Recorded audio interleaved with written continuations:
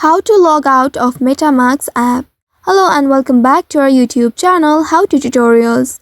In today's video, I'm going to show you how you can log out of your MetaMask app. To do so, first open your MetaMask application on your mobile device and make sure you are logged into your account. Once you are logged into your account, you will land on this home page. Here at the bottom right, you'll be able to see the settings icon. Tap on the settings icon and once you reach to the settings page, here you will need to scroll all the way down and at the very bottom you'll find the option lock. This is similar to log out.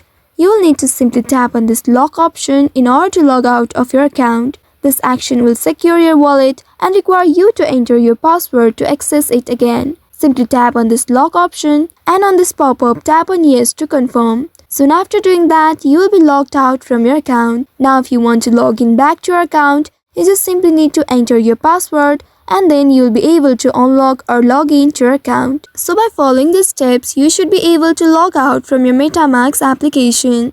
I hope this tutorial was helpful. If yes, don't forget to like, share and subscribe to our channel. Also hit that bell icon to never miss any updates from us. Thank you for watching.